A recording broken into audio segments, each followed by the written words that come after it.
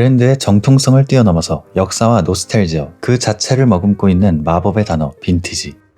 이것들은 대체로 완벽한 대량 생산 공정화에 만들어진 물건들이 아니라서 절대적 수량도 적을 뿐더러 이제는 오래돼도 너무 오래됐기 때문에 그 희소성은 날이 갈수록 심해지고 있습니다. 그리고 불변의 가치를 쫓는 컬렉터들은 예나 지금이나 존재하기 때문에 기본적으로 높은 가격대를 형성하고 있죠. 그렇다 보니 이 친구들이 현행품의 가격 또한 굉장히 비싼데요.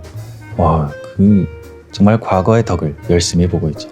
그런데 이런 헤리티지는 어떤 거대한 프로젝트 또는 고가의 브랜드하에서만 존재하는 것은 결코 아닙니다. 가격 대비 넘치는 북유럽 감성비로 우리의 인테리어를 책임지는 스웨덴의 가구 브랜드 이케아. 대체로 저렴하게 구할 수 있는 가격대의 가구들이 많기 때문에 우리의 삶에 깊게 침투해 있는 한마디로 친근한 브랜드죠. 이런 합리적인 가격의 브랜드에도 버젓이 빈티지라는 게 존재합니다. 여러분은 지금 에이, 이케아가 그래봐야 이케아지 라고 무시하셨을 텐데요.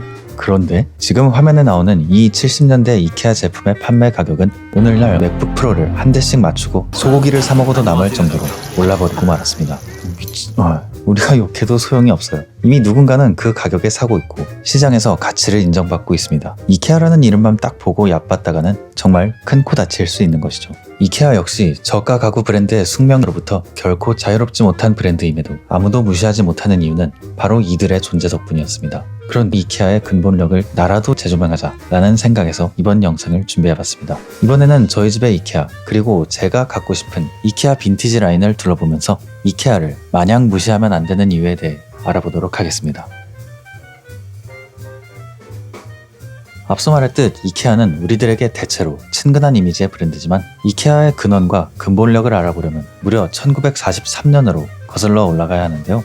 아군나드 마을의 엘름타드 농장에서 자란 청년 잉그바르 캄프라드가 저렴한 가격에 좋은 디자인과 기능을 다수에게 제공하겠다는 야심으로 설립한 것이 지금의 이케아로 역사 자체는 제법 오래된 브랜드라고 할 수 있겠습니다. 물론 80년의 역사쯤이야 북유럽 가구 계보에선 한낱 애송이에 불과하지만 모더니즘이라는 거센 바람을 만나 순항하기에는 충분한 나이였죠. 이 80년간 디자인사의 굵직한 흐름들이 엎치락뒤치락하였고 이케아 역시도 그 역사를 같이 밟아오며 많은 제품들을 출시했기 때문인데요. 오늘날 재평가를 받는 유명한 이케아 빈티지들은 대부분 그 시절 그렇게 탄생한 녀석들이 되겠습니다. 물론 이런 케이스는 사실 이제 와서 나오기는 더 이상 힘들다고 생각됩니다. 패키지를 플랫하게 만들기 위해, 즉 물류비를 줄이기 위해 되도록 피스를 작게 쪼개는 이케아에서 큰 소파가 아닌 이상 이런 거대한 부피의 피스를 기대하기는 힘들며 다리의 파이프를 이렇게 말끔하게 고리 형태로 이어버리는 건 오늘날에도 단순한 일자형 다리에 비해 상대적으로 까다로운 기술을 요하는 작업이기 때문인데요.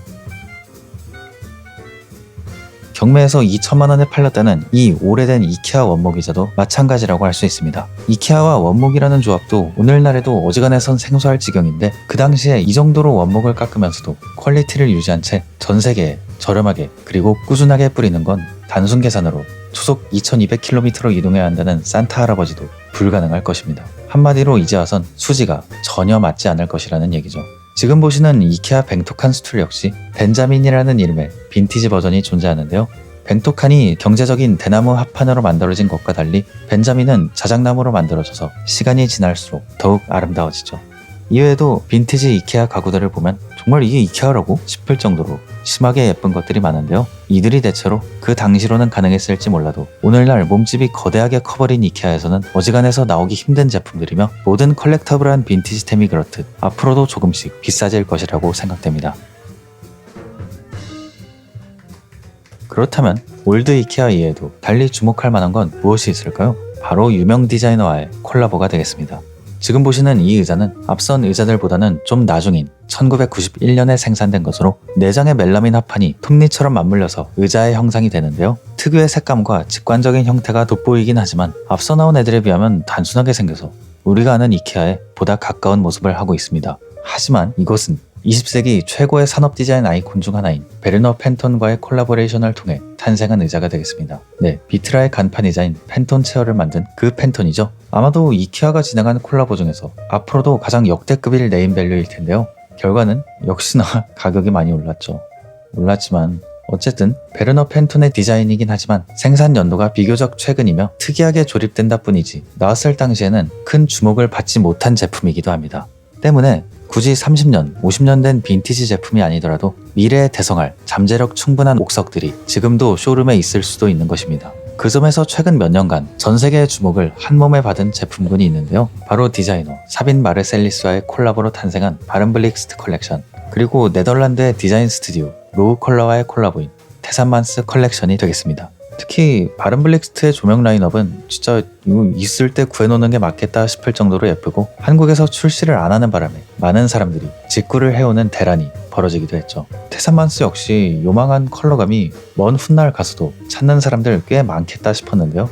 물론 테산만스는 아예 한정판이라 이제는 매장에서 구하기도 어렵고, 바른블릭스트의 경우 한정판은 아니고 이케아의 영구 제품군으로 판매될 예정이라고는 하지만 뭐야 이게 왜 단종되지? 싶은 것도 있는 이케아이므로 앞으로 어떻게 될지는 아무도 모른다고 할 수 있겠습니다. 앞서 말했듯 당장 한국에선 나오지도 않았잖아요. 그런데 올드 이케아를 가지려면 이처럼 웃돈을 주고 살 필요 없이 또 하나의 방법이 존재하는데요. 바로 그냥 기다리는 것입니다. 다들 알고 계시다시피 2023년부터 이케아는 7, 80년대의 유명 제품 일부를 복각하는 컬렉션을 순차적으로 내고 있는데요. 이 중에는 그전까지 빈티지로 웃돈을 주고 거래되던 닐스 가멜가드, 길리스 룬드그렌의 의자도 포함되어 있습니다. 오리지널 색상 외에도 아주 팝한 색을 추가하고 있는데요. 야, 꽤 예쁘죠? 이렇듯 이케아에서 언제 또 과거의 마스터피스를 다시 출시할지도 모르기 때문에 이 컬렉션을 유심히 살펴보시는 것도 좋겠습니다. 물론 이 플랜 C의 경우 뭐가 언제 나올지 몰라서 기약 없는 기다림이 되겠지만 말이죠. 지금까지 이케아의 근본력에 대해 이야기를 해봤는데요. 사실 이번 영상을 통해서도 말하고 싶은 것은 빈티지 이케아라기보다 이케아 그 자체가 되겠습니다. 단순히 의자 하나의 떡상보다도 이케아가 더욱 대단한 점은 따로 있는데요. 그건 바로 예나 지금이나 초심을 유지해왔다는 것입니다. 앞서 말한 이케아의 핵심 가치를 그들은 민주적인 디자인이라고 얘기하는데요. 앞서 나왔듯 이케아 80년의 역사? 북유럽에선 헤리티지가 부족할 수 있습니다. 하지만 여전히 80년 전의 초심대로 합리적인 가구를 만드는 이케아 역시 새삼 대단하다고 생각됩니다. 타산이 안 맞는 가구는 주목을 아무리 받았을지언정 과감히 단종을 시켜서라도 말이죠. 어쩌면 그 모든 헤리티지들이 궁극적으로 추구하는 바에 현실적으로 가장 근접한 브랜드가 아닐까요? 훗날 빛을 보든 못 보든 모든 이케아 가구는 한결같은 자리에서 충분히 가격 이상의 가치를 우리에게 주고 있기 때문입니다. 저는 둘 다 좋아하기 때문에 언젠가 둘이 화해의 의미로 콜라보라도 한번 하길 바라며 영상을 마치도록 하겠습니다. 끝까지 시청해주셔서 정말 감사드립니다. 이번 한 주도 잘 마무리하시길 바랍니다. 감사합니다.